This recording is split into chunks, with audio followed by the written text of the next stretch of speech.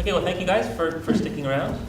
My name is Richard Neer. I teach in the university, and I'm just going to be sort of at the end of the table just to moderate and to help people ask questions. Just for my part, just to sort of kick off a conversation that I hope will include everybody. I didn't want to ask you a question, or you guys collectively a question about sort of what we just heard, which I felt could kind of speak for itself, although I just want to say, as I said to you individually, that I'm still kind of in that place. I thought it was really just I thought it was really astounding, and thank you very much. My question is, you all have been playing now, this is what, the fourth or fifth date in a row that you've been playing all week. And before that, although individually you had played together, but you hadn't played together as an ensemble before. And so my only question is if there's a way in which what you've been playing has evolved or changed as a result of the nights that have led up to it.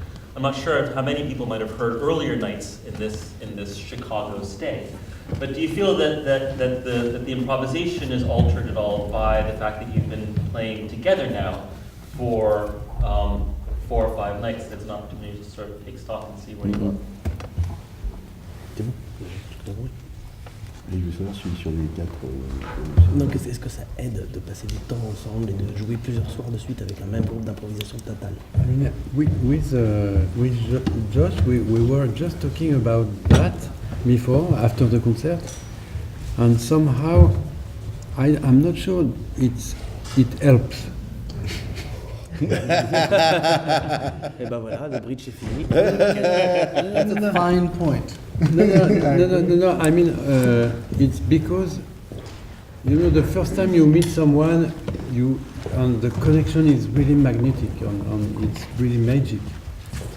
To my mind, it's difficult to find again the première fois. And it would be great if every day of our life is a première fois. Every time has to be a première fois, but it's really difficult. Yeah, that's so well said. I think it's so difficult to because we all speak this language of free improvisation. That's not, but so it's like, is my language? Everyone has their own language, and it's not like we invented this world of it. But I think that the premiere, how nice, that connection. I think when it's deep, it can be very, very nice the first couple times, and then you live with that connection, and I think that gets a little bit trickier. I think just like with any relationship, as you get to really know someone a bit harder. So exactly. I think that, but I wouldn't say we're in the hard part yet. But I think it's definitely it's something different. You play 4 times. We have played 4 times, but not in the same room. So, and not with the same public, and not in the same stage, because we have done each day of us something different. So, in fact, it's the first time each time, because we are not in the same stage and not in the same room. Somehow. And we have to find something on each room and each day, the things to be together. In the same time, I think it was very good that the first time was very good. It's better that the first time really bad. I agree. That's close. No, because when it's really bad, you have each day work for find the solution for be together. Here, the first time was just great. And the difficult part is not to forget about the first time.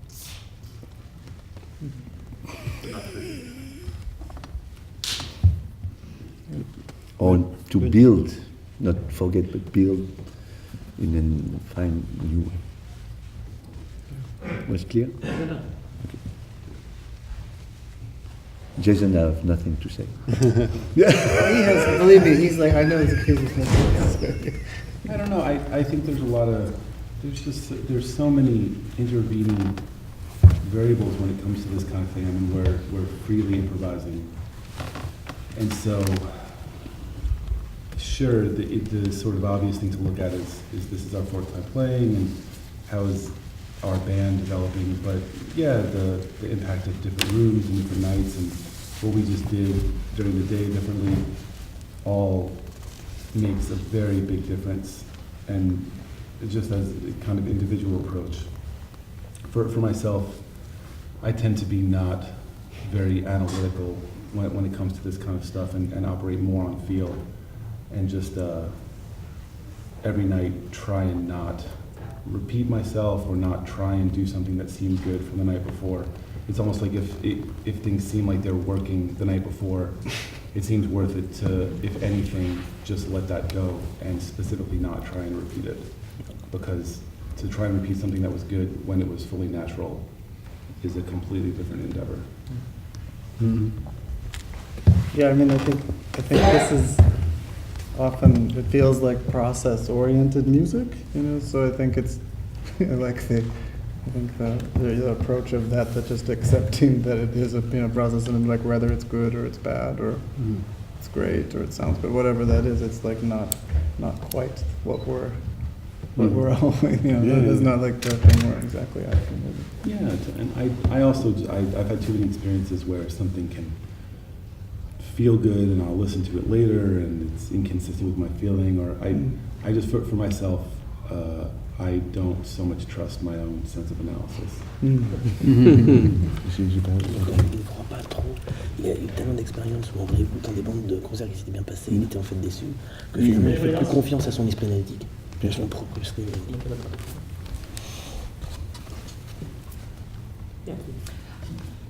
Are you a dancer also? No, Cosmonaute. I'm a cosmonaut. Seriously, Yeah, It's true. but you have to explain. it's not a joke. You know. No, I work a lot with dancers before in the old time. Since 10 years I go in China often, and I show all the people in the garden, dans les parcs, in the Gardens? parks, in the parks, make tai chi, dance, make things with the body all the time, and I tell to myself that even if I had it inside, they let me free, because in China the body is a big part of their culture, and they express a lot about their body all the time.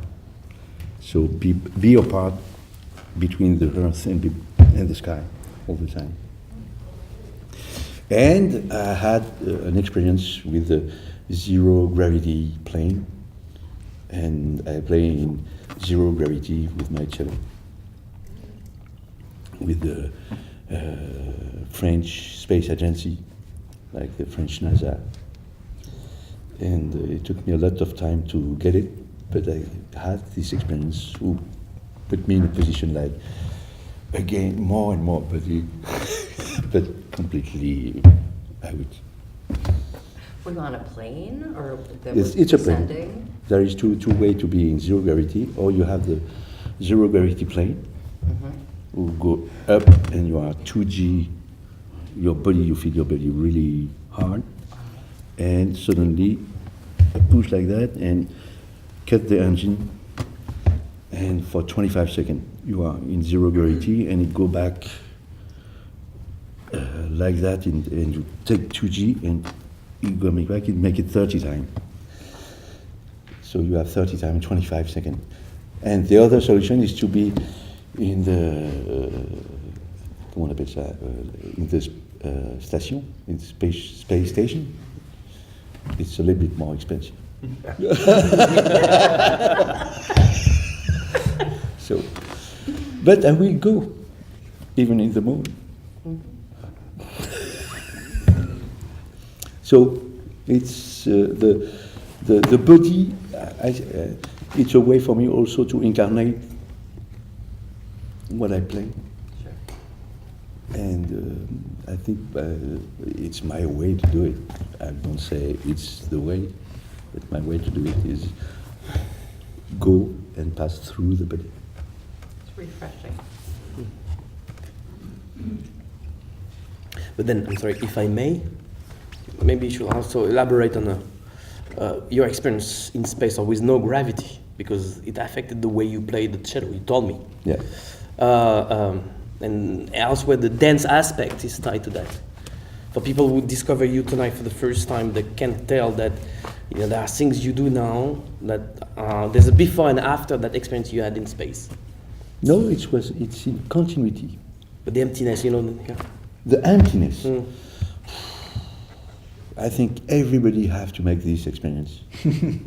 And it has to be covered by assurance and agency and all that. I think the world will change if everybody go in zero gravity. Because what would be changed? Because first of all, it's chaos. It's totally chaos. It's not Zen at all. It's your body make absolutely everything. You cannot control nothing, and you have to deal with that. And in fact, in Earth, it's also chaos, and we have to deal with that. And it's good to learn about this chaos and accept it. And second is because when you are in zero gravity, the emptiness is not only outside, it's inside. Inside your body, you are empty. Wow.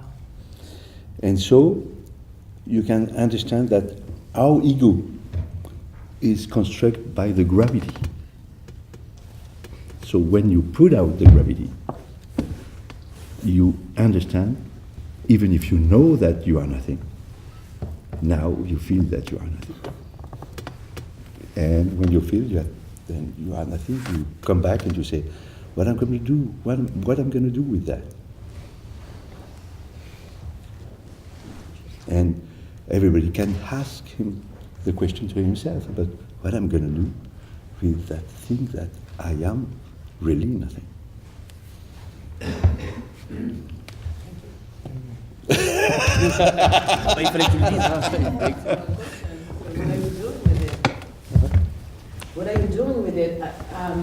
So, as a musician, we are, there's the practice of the instrument and the projection of our imaginary, and in the improv, I feel like it's very much personal. And I wanted to ask you actually how much of a healing it is for you, and do you feel like you're in some ways kind of processing, I would say, personal feelings, emotions, space, and by sharing it with others, kind of come to a certain peace, healing, or resolve?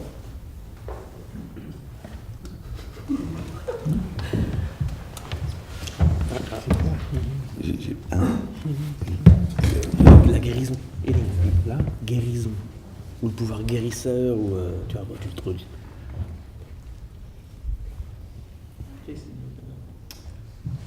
I don't know.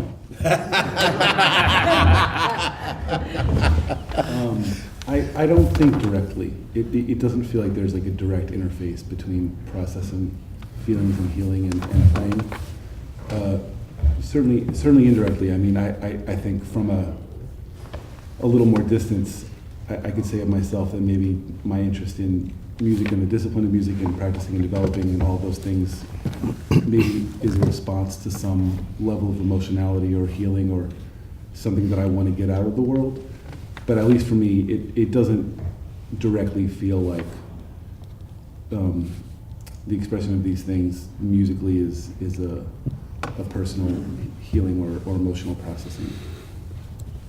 But maybe it is, and I'm not aware of it. I don't know.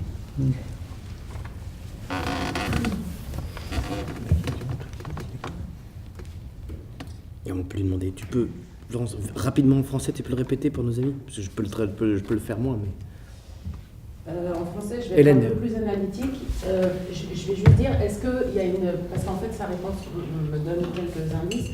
Est-ce que vous vous détachez totalement de ce que vous faites et de votre création? Combien de vous, combien de votre expérience, combien de votre émotion, puisque j'entends beaucoup, vous utilisez quand même le mot feel. Feel, ça veut dire sentir. Donc, combien de vos émotions vous mettez dans votre musique et surtout dans ces improvisations? Qu'est-ce que vous en retirez émotionnellement, vous, personnellement? Et est-ce que vous y voyez un espace pour, en fait, peut-être, au contact des autres, arriver à une sorte de rééquilibrage émotionnel ou une sorte de solace, de paix intérieure, quoi? J'aime beaucoup cette phrase d'un... I just ask Hélène to rephrase in French because she's also French, but it's basically the same question you heard before.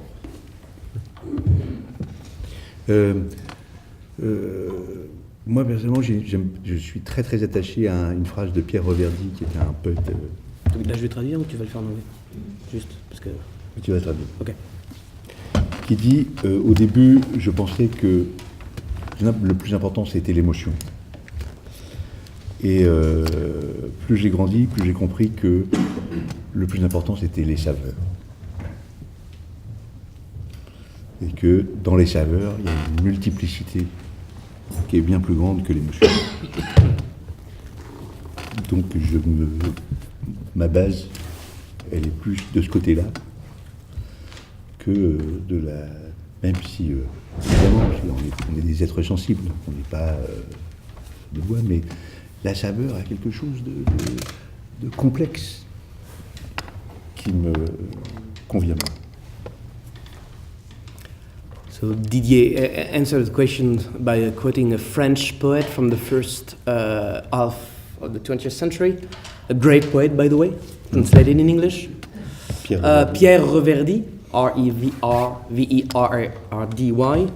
And Pierre Reverdy, so it's not exact quotation, but that's the idea. He was saying that when he was young, he believed that what was the most important thing in the human experience was emotions. Were emotions, you know. But then he realized that there was something more important than emotions, in fact, and it's flavors. Because there is more complexity in flavors than in emotions. So he went with that. And so Didier would agree with Pierre Reverdy.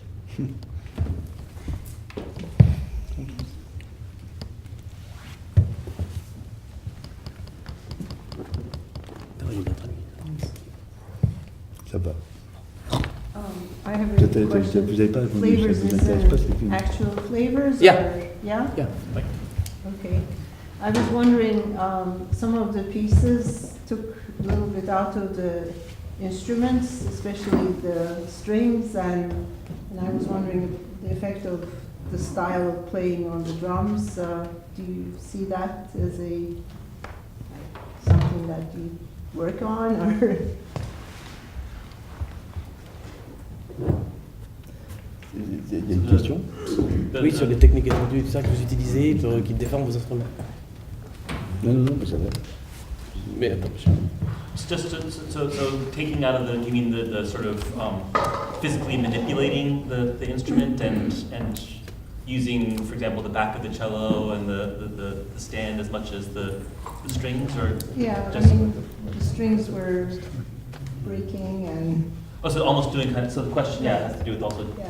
almost a kind of punishing, not And then punishing, but... with the drums, there was some Mhm. dragging of, I don't know how to describe it, but, yeah. donc c'est une manière non conventionnelle que vous avez d'utiliser les instruments, qui t'a donné l'impression de, tu vois, de les malmener. This is music. This is music. See, it's just a question of being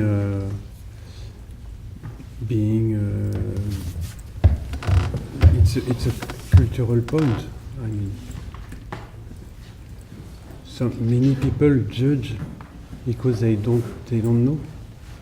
We don't have to judge, and we don't have to just have to do what we are what we have to do. And music has to be wide. If we don't, we lose everything, to my mind.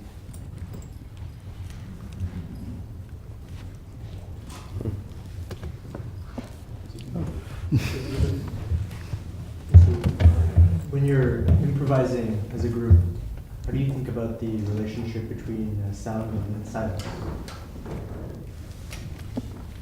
Silence is better. Bonne question. Quand Quand vous improvisez collectivement, Oui, oui, oui. c'est bien, c'est bien. comment vous organisez le rapport entre le son et le silence? Quand c'est collectif. Jason, il a dit silence is better. Let him talk. It's very important, you know. Very important. It's funny because I was at the concert of Didier this afternoon, and he made a solo. And when we talk with Johan, who is a part of the bridge, on the back, on the way, we had a discussion about playing music alone. And the final point I wrote as a quotation of today is a solo is a duet with silence. And of course, alone, it's only possible alone because you are responsible of the silence. But so when the silence is happening with four musicians, it's really precious. It's so precious.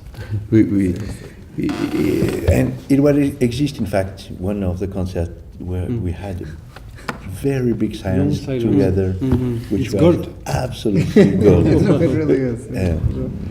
I mean, I think it's the hardest thing. It's like one of the hardest things to do is I think figure out how to stop. And then once you figure out that you have to keep going, that you can't take every ending that you find, then it's really hard to stop. You know, because it's like you can find all of this, you know, this is like, you know, the trajectory of being a free improviser over a gazillion years. There's lots of endings, and there's lots of places to start. You know, you can't just keep, you can't take every ending. When is it done, though? You know, and so it's not difficult in this intellectual way, going to like what Jason said about like it's not an analytical piece. It's it's like a felt thing about what's needed right now. You know? I think it's so when four people can decide this is what's needed at the same time. That's pretty special. I think that silence.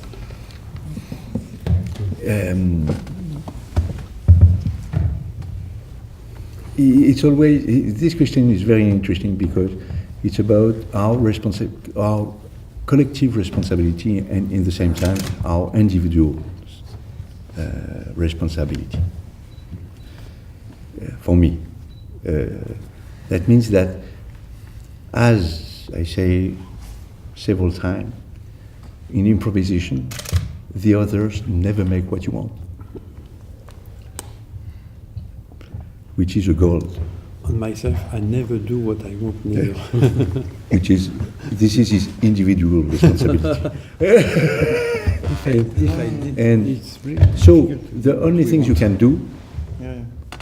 is that this is the collective responsibility, that you know that the others will not do what you want.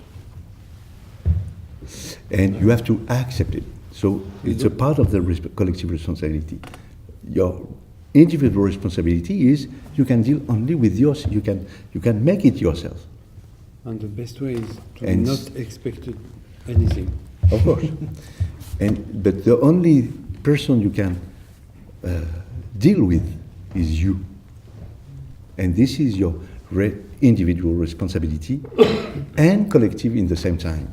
That means I have nothing to say. I don't say nothing. And so, for me, it's a part of it. And of course, as we are human, sometimes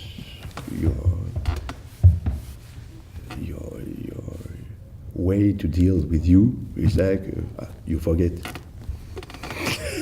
But always trying to be the most as possible responsible for yourself, for being responsible for all the collective.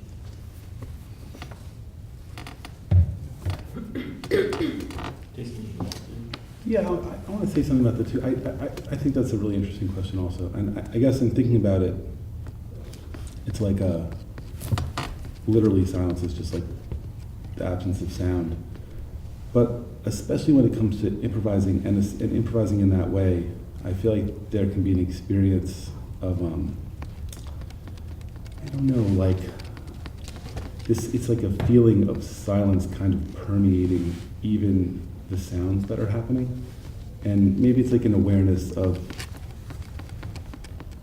silence always being present, either beside or beneath what it is we're doing. And I find with myself, in thinking about it, that when things feel that way, that tends to mean that that things are working. Like when there's that relationship with silence, that seems like a good thing. Yeah. You better complete. Excuse me, I feel a little a contradiction.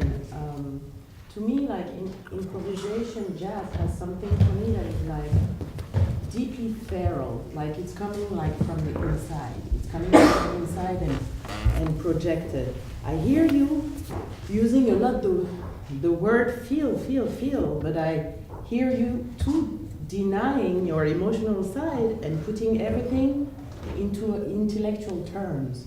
So I will ask you the question again. How much of your emotion are you putting in your music? I'm a little dumbfounded because I hear you using feel, and everything goes into a very intellectual place. And to me, improvised jazz, you're talking about responsibility, you're talking about collective responsibility. All of this is very much intellectual, and then you would say, oh, I feel this silence, and then I will think, oh, boom, it's back to the intellect. So I would like to know, really in this process, because it's happening live, I'm really, again, like curious about how much of, is it a let go thing, or, because... It's a good question. Right? Or But I is wonder, it I something- wonder if the feeling,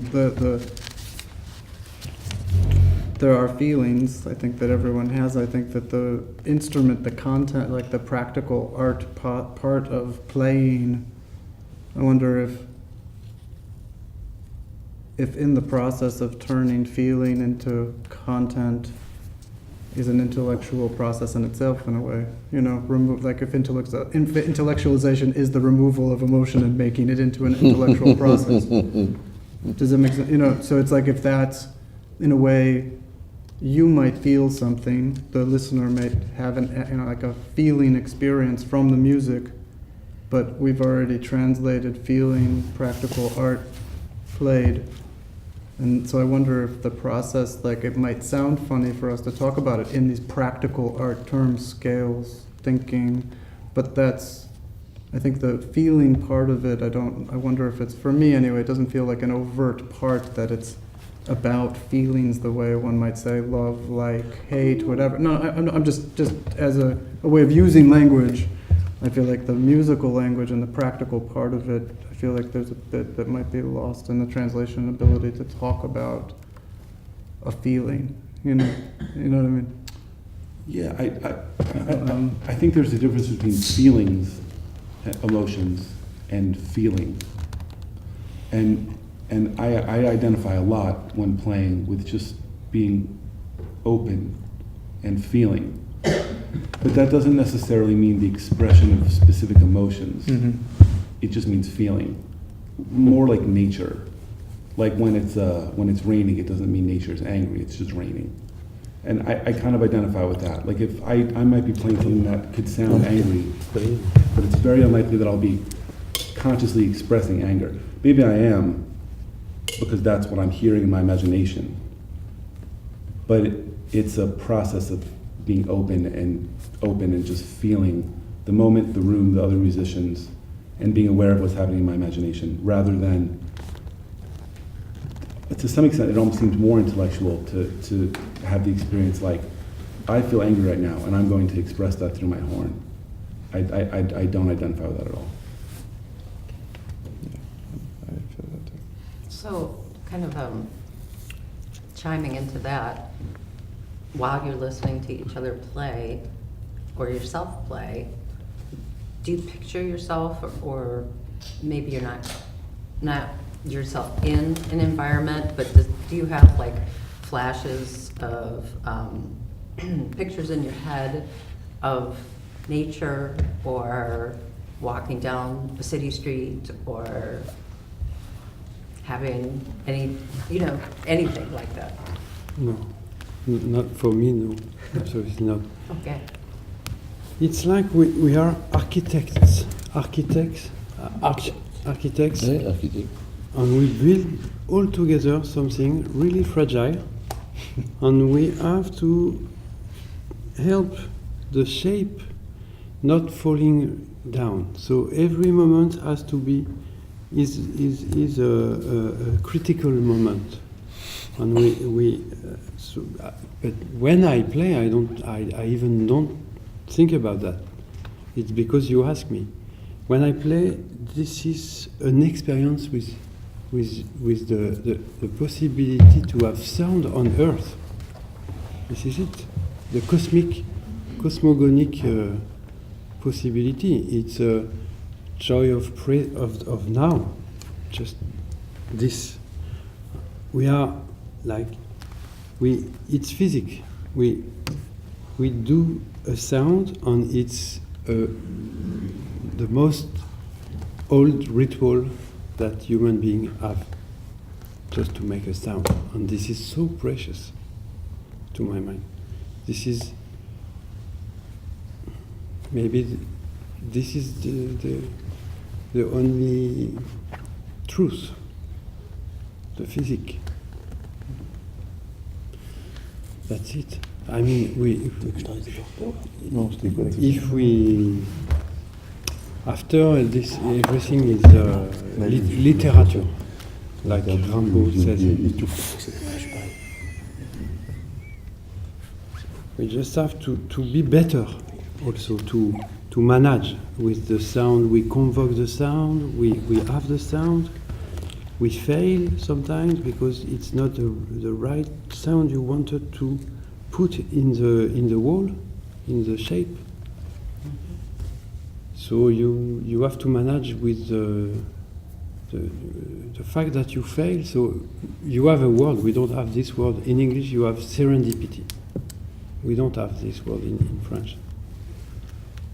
You take the benefit of an accident. It's discover something by accident, and all we do, we transform the bad in good. I don't know. Mm-hmm. It's not that Manichaean, but right. So it seems like you're so practiced. Yeah. That even like a visualization of some kind of notes that you've seen on paper, that doesn't even go through your head. The only thing we can't improvise is improvisation. Yeah. You don't say, hey, I will improvise. But it's a long way to improvise better, to fail better. Samuel Beckett says, we fail better. Because we have to fail. Mm-hmm. This is the last point of every human being, to fail better.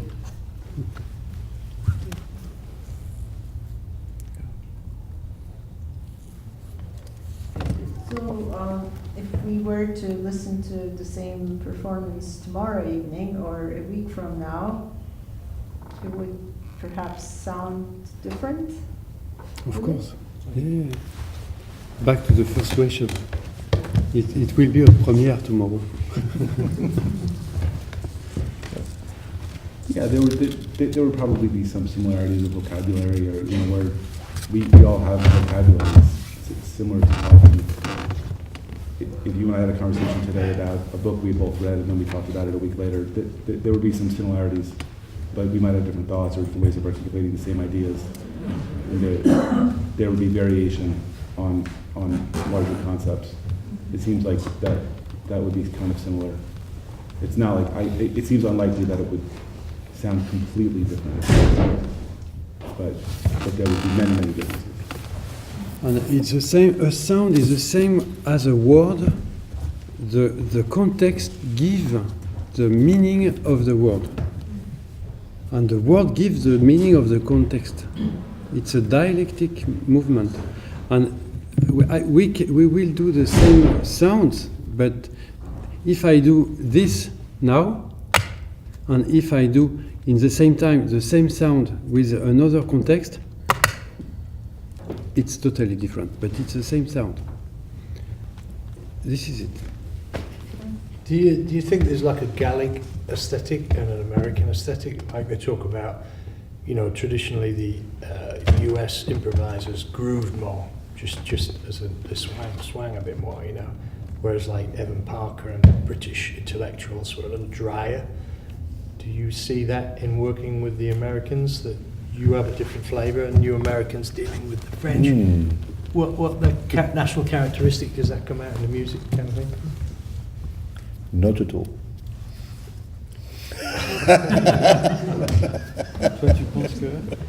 Toi, tu penses qu'il n'y a pas de différence? No. Yeah, me, I think there's a huge one.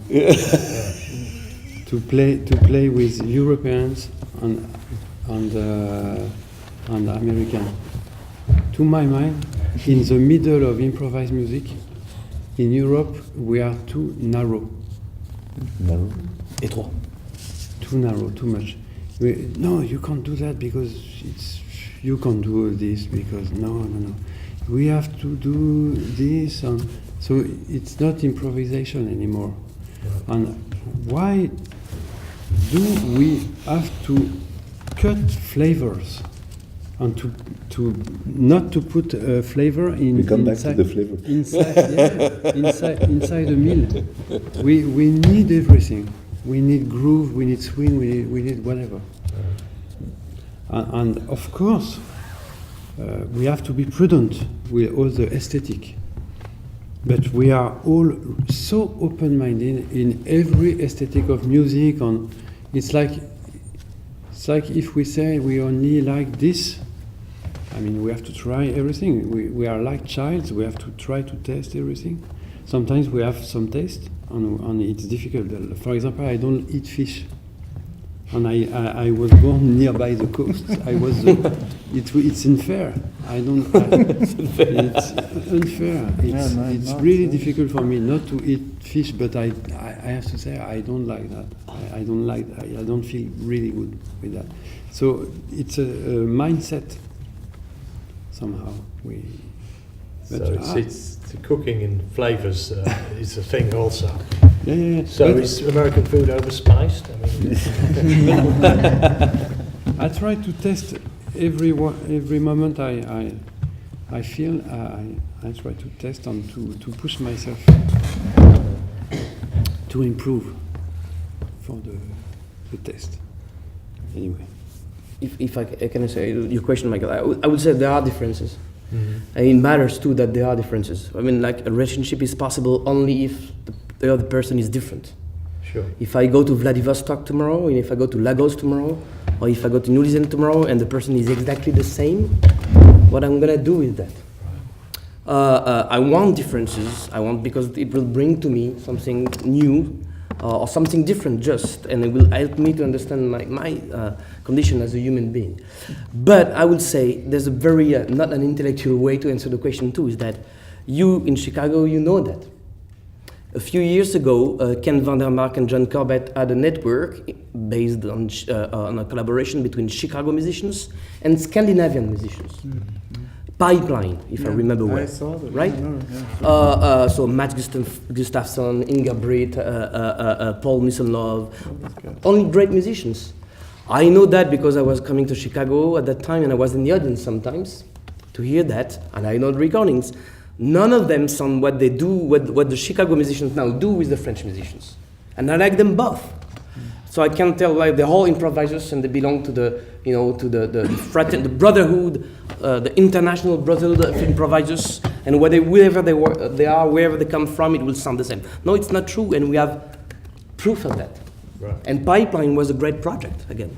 Yeah, I think that what I think now, to me anyway, I feel like that there may have been truths to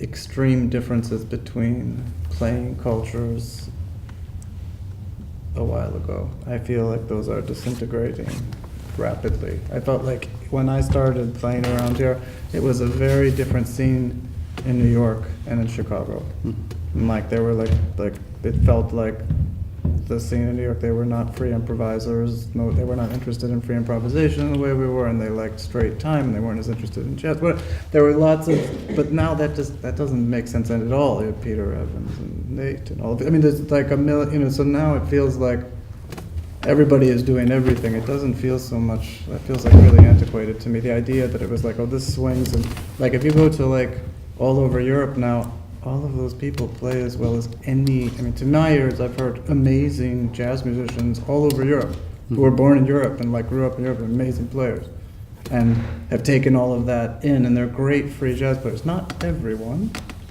but they're there. And so I think what's exciting to me is more what Edward is saying, where there's who is willing to do everything. You know what I mean? Who can really, like, is there a jazz guy who really likes sound for improvisation? Like, really can wait. For real? Like, can you do that? To me, that's like a thing. If you're interested in that as much as that, even if you can do it, do you do it? You know, so that kind of stuff is more interesting to me, because I feel like this is like a mix generationally, maybe a little bit, and this is a mix of very different kinds of players, but I feel like, you know, there's like similar interest ideas, even if we're not from the same. It just seems this is kind of like more of a prairie mentality here in the Midwest. There's literally more space. I mean, there are alleys, right? They don't have alleys in New York. There's more space to function in, and that's why the AACM started here, in my opinion, and people were allowed to be themselves, whereas if you're in New York, it's such a melting pot.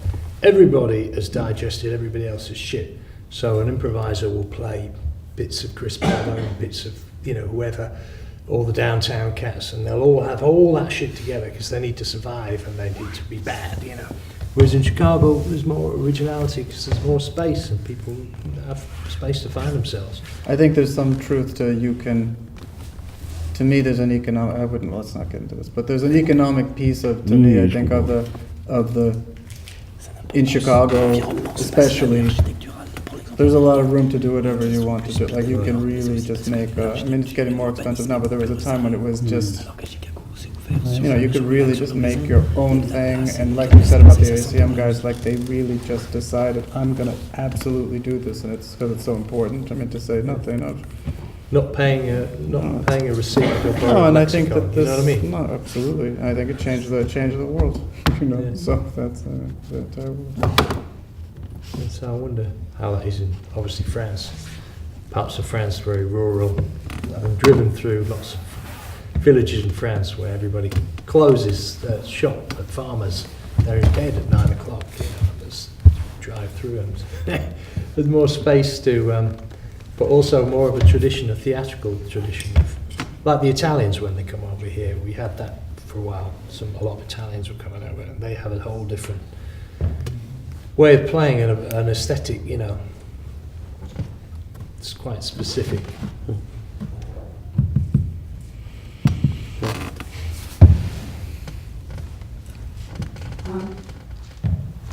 There's so much going through my mind listening and watching you, and having listened to a lot of jazz, all kinds.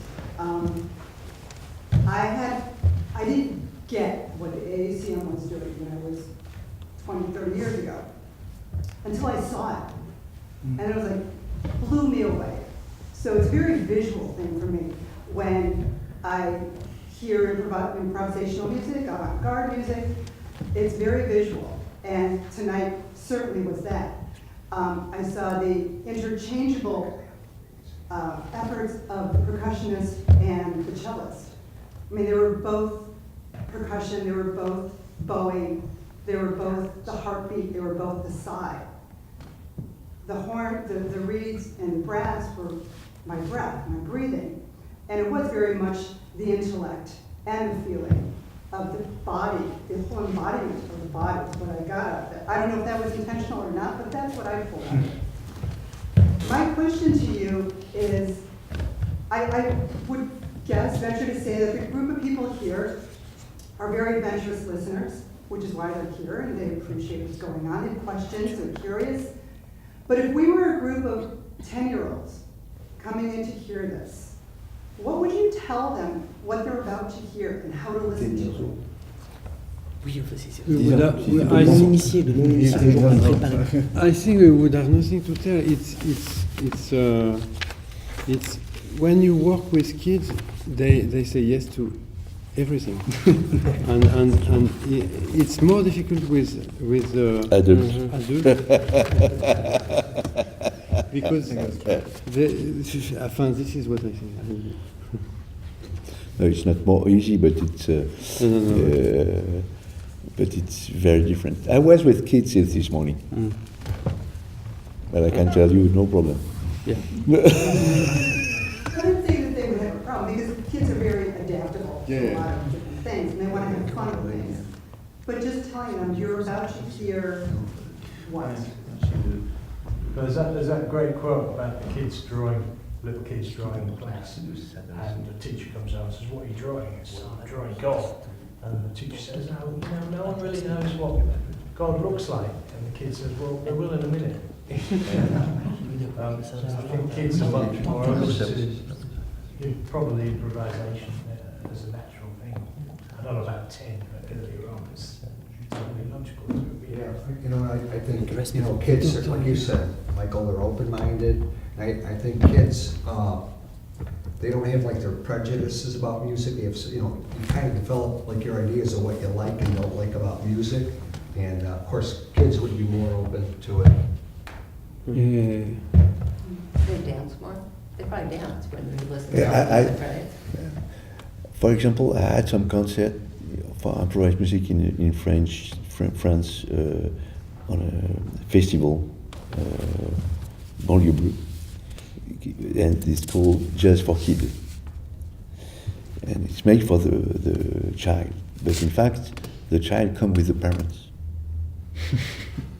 And so we play, and after the parents come and say, "You cannot play that for child." Really? Yeah. I was there. The problem is not about the child. The problem is always about the parents. Yeah, that's why we have to remember the kid we were, and we have to convoke this kid every moment of our life. This is really obvious now for me. When you read some books of Freud, or he talk about the enfance, the childhood of Leonardo da Vinci, he says that Leonardo still play with Muppets when he was 50. I mean, yeah, of course. And I feel like I feel blessed to remember the child I am when I am under my drum kit, because we don't have to forget that this is a game, this is a play, we play. This is not that. This is really important for us. This is our life. This is death on a life of the sound. We have the power to kill the sounds. We are like God when we play. But the real gods are the kids. The kids, we still are. Like I remember the fantastic piece of art of Giuseppe Pennon. Not Giuseppe Pennon. He is a fantastic art maker. Like the movement is art brut. Non, c'est. Non, il fait du lent. Art brut, same, yeah. No, and there's another word. Anyway, he took a tree and he comment dire, raboter. Gouged. He carved the tree, and after that, a full tree. It's a full tree, so it's a long way. I know exactly what you're talking about. Yeah. It's got And after he pieces find, yeah. he find a little tree inside, That's and this fucking is crazy. so beautiful. It's amazing. And this is symbolic for me. We have to remember the tree we were. And Inside.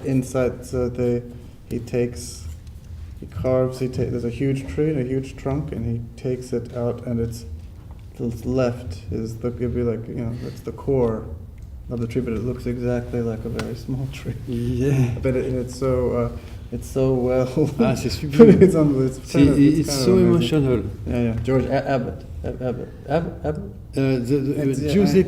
Giuseppe Pennon. Pennon. But I think many guys did that. Beautiful. Yeah, that's So I don't know. Yeah. Yeah. So maybe to answer your question, I think it's likely we wouldn't say anything. and we would just play and trust that the kids could hang.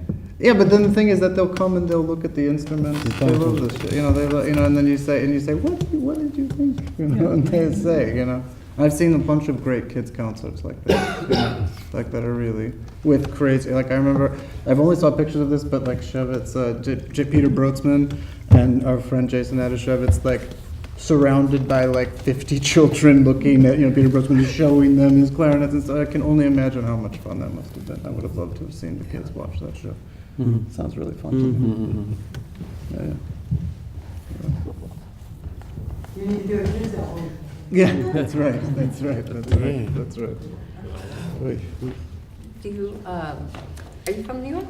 No, Oh, Chicago. you're not from New York? Oh, okay, because I was just, I just heard recently that Roy Hargrove had passed, and you feel like, you almost want to call like the consulate of the jazz musicians in New York to, pay your respects or something, if there were such a thing. But doesn't any of that influence how you have been playing recently, or? Roy Hargrove? Mm-hmm. I mean, he was a great musician who will be missed by many, I think. Yeah, because you have this like wonderful, different kind of style I've never seen before, and I don't know what your influence might be. Oh, I think Change. Roy plays the legend. He plays like the lineage of the jazz trumpet. He's one of the great line from Miles Davis and Freddie Hubbard and Booker Little and all of the greats. He really captured that play. And I saw him. I saw him play a couple of times. A fantastic musician. Just 3 very years ago. yeah, right. Fantastic. 3 years ago, it was well. Yeah, amazing player. Amazing.